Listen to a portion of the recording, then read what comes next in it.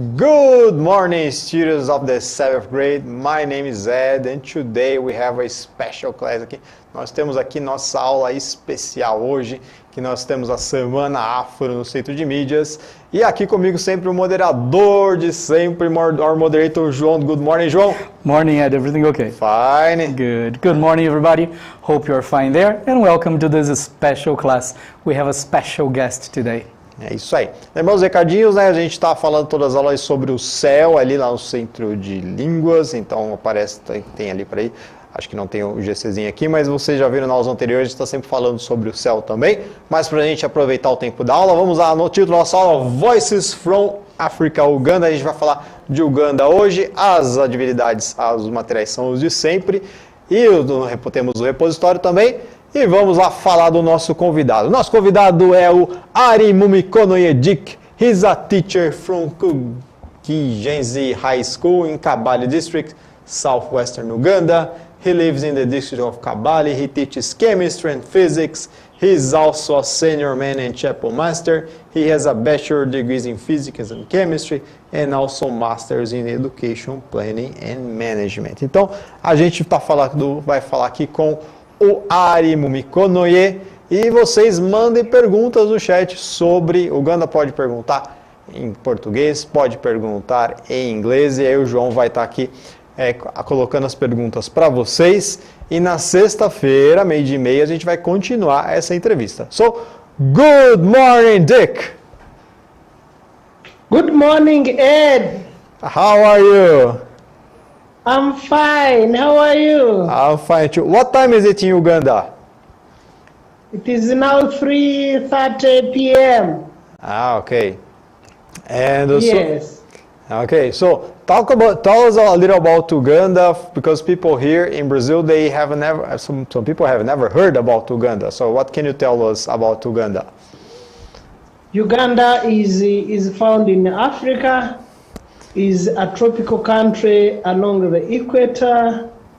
It is the source of the River Nile. River Nile is the longest river in Africa. Uganda is a landlocked country. It is between DR Congo, Democratic Republic of Congo in the west. In the east we have Kenya. In the south, we have Tanzania and Rwanda. In the north, we have South Sudan. Okay, so the Nile River starts there or finishes there? Yes, it starts in Uganda, in a lake called Lake Victoria, the biggest freshwater lake in Africa. So I have to go there, tune in there. Okay, so we have some questions in the chat, right, João? Yes. So Projanaina sent us a question, and she wants to know what school subjects do you teach? I teach physics and chemistry. Okay. Physics and chemistry. And how old are your students? My students are between 12 years and 18 years. Okay. Good. Thank you. And how are your students? Like are they coming to school now, or how are you dealing with the pandemic now in Uganda? They are still at home until January 10th, 2022. Uganda is the only country in Africa where all schools are still closed. Okay. And because of the COVID-19, we had an opportunity of coming to school this year in January, but on June 6th, we had the second wave of coronavirus, and they had to go home again. So you tried to go back to in-person classes, but then you have to go back online. Not online. How did you teach in this time? Because many parents do not have smartphones, they cannot afford data, they are very poor. We only use radio stations FM stations to teach our classes from their homes, actually. That is the online lesson that we have here in Uganda. Okay. I will translate this. However, in the cities, I'll translate this part in the now. cities like Kampala, Kampala. yes, those ones, rich families, they can afford to have smartphones, have internet. Those ones can have online classes, but not far west like me, deep in the villages where most of the people are poor. Okay. I'll translate this part because I think this part is very important to people to understand what privilege is. O dia que ele está falando aqui que no país dele as pessoas não têm condições de comprar ou muitos não têm smartphone, então ele transmite as aulas deles lá pelo rádio, certo? Então a gente fala muito dessa questão vocês pararem para pensar um pouquinho na questão do privilégio, pôr a mão na cabeça e falar assim, tô aprendendo nada com a online. Imagina você fazer aula só com áudio, sem imagem, como é que faz, né? And how did you manage to work, for example? You teach chemistry and you teach physics, for example. And using the radio, for example, a table, the periodic table. How do you talk about periodic table? So you have to adapt all the classes. How do you adapt all these classes to this reality? We prepare notes, write notes on the computer, print them out. You know, these parents cannot afford the textbooks. Then we distribute them in centers around the district and beyond. Then when you go on radio, you say, I'm teaching chemistry, we are on page 30.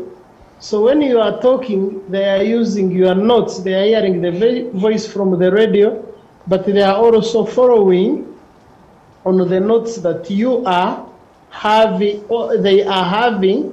So once you say a periodic table page, for example, 22, they go to periodic table, then as you talk, they are seeing, as they are also hearing.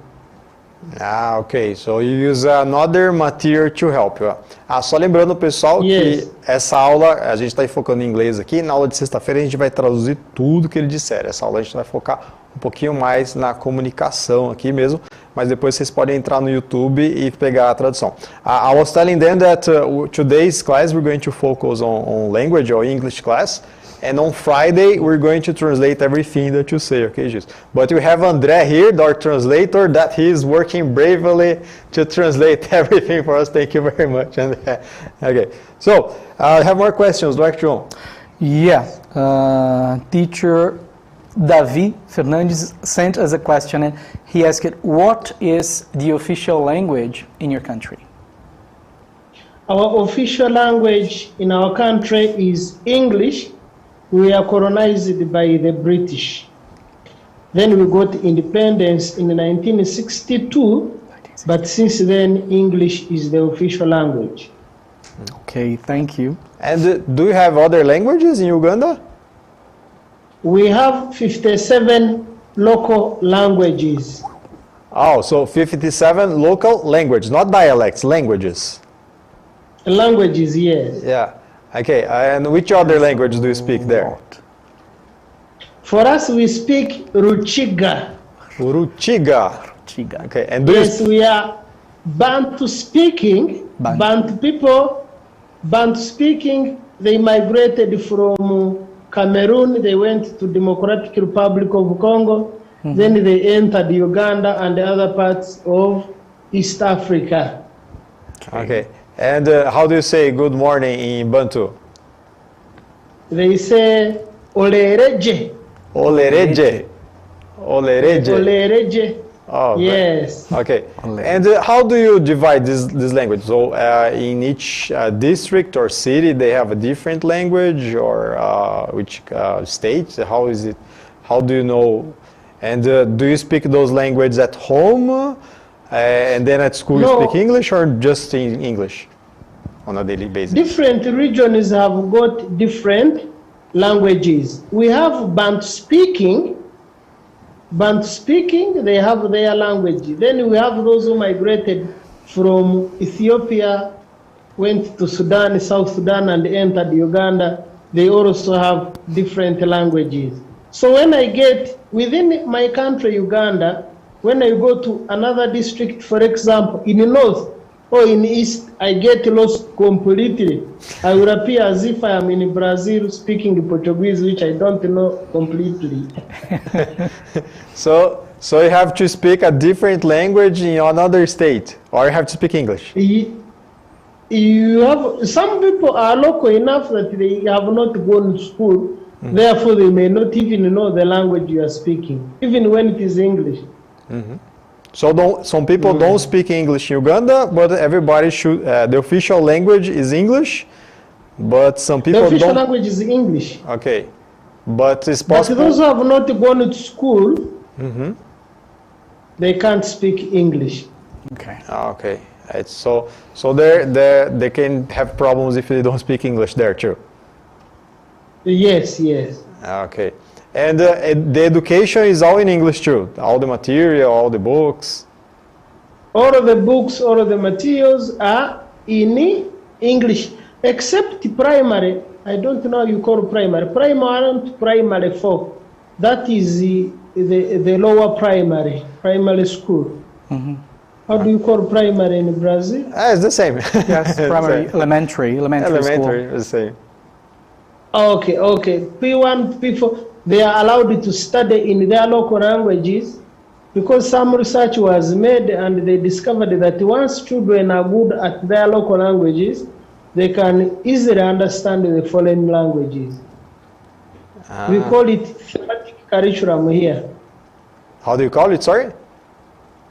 Thematic. Thematic. Oh, Thematic curriculum. Thematic, okay. We have some questions about going back to pandemic. You have more questions, right, João? Yeah. They are asking here for you to describe your classroom. How is a usual classroom there in Uganda? How many students do you have? How many students, the things that you have in the classroom to teach?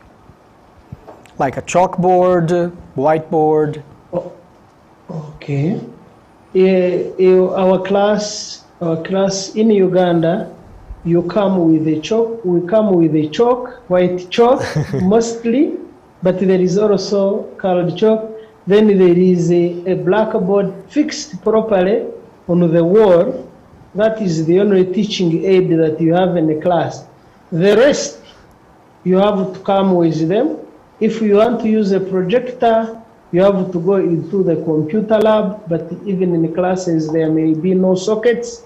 So you go in the class with the chalk, with some teaching aids, local materials you have looked from around the school.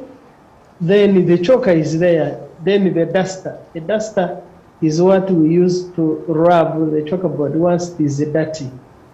So, so in a class, an average class has a chalk, chalkboard, and a duster, period. That's it. At least have the duster. Yeah. And how many projectors do you have for schools?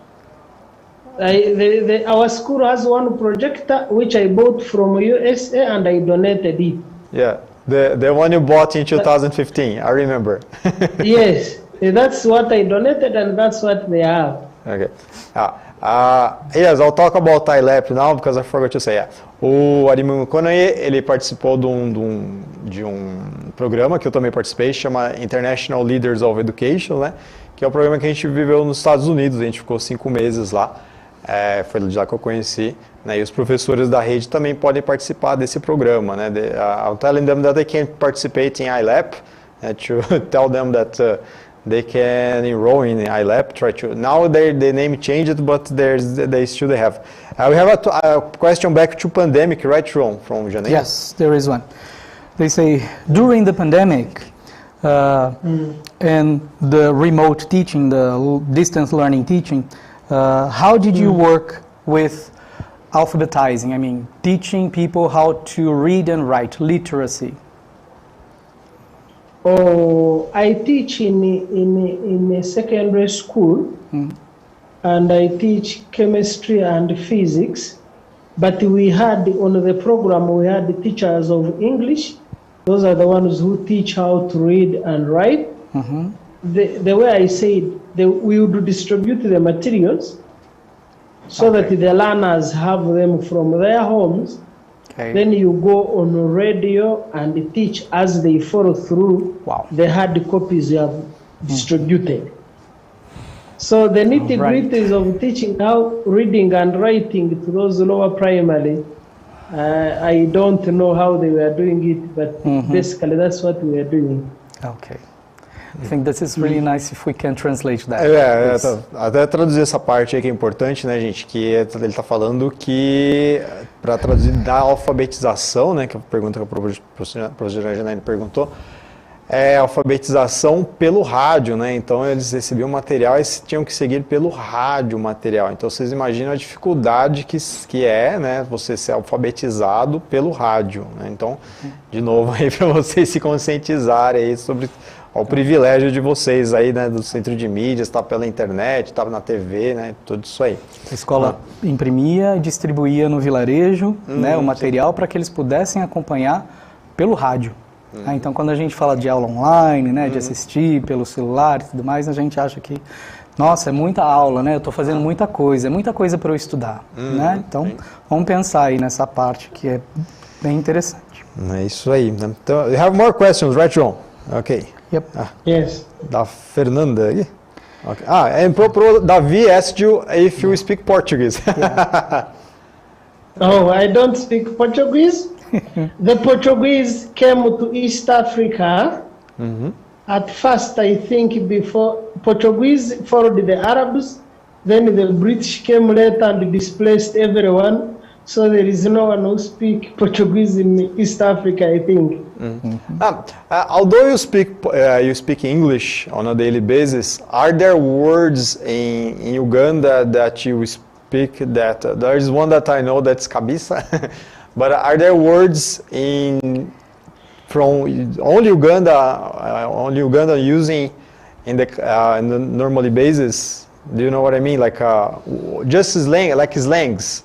Uganda words that you use on a daily basis, but are not in English. Like cabeça. Cabeça is Kiswahili. Kiswahili is spoken all over East Africa. It came as an intermarriage between the Arabs and the East African people when they came to buy slaves. You know, slaves were coming from around here. So through the intermarriages, and they did not speak the same language, Kiswahili came up. Many people have ideas about Kiswahili, but it is not the official language. But it is taught in the secondary schools and in the primary schools. Okay. Then we have languages. We have words in English that we don't have in local language. Like if you say panga, do you know panga? Machete. Panabingo. Say it again, please. Panga, for cutting trees, the panga. Or machete. No. What does that mean? Panga. Do you know cabbage? Cabbage? Yeah. Okay, Do you know cabbage? Yes. Do you know cabbage? Yes. Cabbage, I know. Even in local language, we call it cabbage. Okay. It is in English, but also in our local language. Okay. So cabbage is the same word that they use in English. Okay. Cool. I know that there is so you're saying that in Ugandan English there is this influence of Arabic, true? Because I know that you say right? When you don't understand something, you say or you don't. Yeah. You are right. Yes. Yeah, and is what in Arabic, right? So are there more languages? Yes, even in English, I think even in our local language, when you say they say what? Yeah. Very nice. Okay. Yes, we have more. So Pro Marcia is asking if you have ever visited Brazil. I've never visited Brazil physically, but spiritually I visited Brazil. when you hosted the World Cup, we could not sleep. So we are watching the World Cup. People here like the World Cup. They like some Ronaldo and the others. When you come here, everyone knows he's from Brazil. Mm-hmm. And we know the Amazon is so much. The lungs of the world, we know it is in Brazil. We know the statue of Jesus Christ is in Brazil. So we know something. We cannot get lost. Okay. And what's the favorite sport there in Uganda? What's the most popular sport? Is football, soccer? It is football, but not developed. So we watch more of European football, English Premier League, for example, than even our very own team. Ops, eu acho que o áudio ali dele... Ok, o áudio do Arime Moricanha, do Dick, falhou aí para vocês. Mas vamos colocar uma perguntinha aqui para vocês, ó. Enquanto volta a conexão... voltou a conexão. Voltou? Ok, so, he's back. Voltou. Ok. You were saying about football. Do you call football or soccer there? We call it football. Football. Okay. And you follow more the European one? Yes, the European football, which the Americans call soccer. I don't know whether in Brazil you also call it soccer. No, we call football. Football. Okay. Football. Yes. Yes, football. Yeah. So we have here a picture of you in the studio. So here you are recording a class to send to your students, right? So is that not recording a class? You don't record. But teaching directly over the airwaves. So it's the classes are live too. Broadcasting. Yes, the classes are live. Okay. And how do you deal with those challenges? Do you have any kind of report from the students? Do you know how they deal? Do you have any kind of communication with the students? Now they use the cell phones to call back or send SMSs, short messages. Even from the studio, you give them some 10 minutes to call back and ask questions where they don't understand, so that you can give the responses the next time you come to the studios. So it's the only way. And how do you think that we're going to recover the education losses that we had, like the progress the students had in these 2 years? In the 2 years, it will be hard to recover. Why? Because many of our girls became pregnant, others got married. The younger boys went into petty jobs to look for money. That is already a huge loss. Our district alone has had 120 girls becoming pregnant. Wow. And those may not return back to school.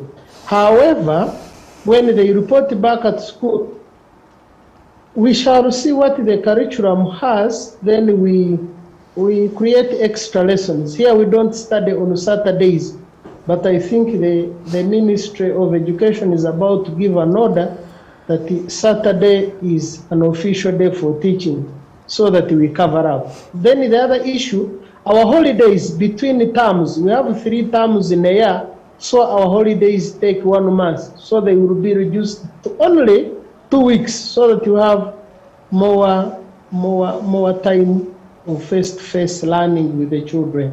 Mm-hmm. Okay. Yeah. We have some comments about the class, right, João? There are some comments about the class here. Pro Davi said, we have a student from Mozambique and she speaks Portuguese. And then she said, he's laughing here because of the Portuguese comment we made, right? And Pro Rosi Gomes, she said, what a great experience to our students to have you here giving your testimonial about the classes there in Uganda. Okay, yeah. So our classes are ending. We have about 30 seconds, but hopefully we see you again on Friday, okay? Thank you very much. Yes, I'm ready on Friday, and the next year I will be there. Yes. Next year we'll be here in Brazil. Physically, hopefully, yes. Thank you very much, Dick.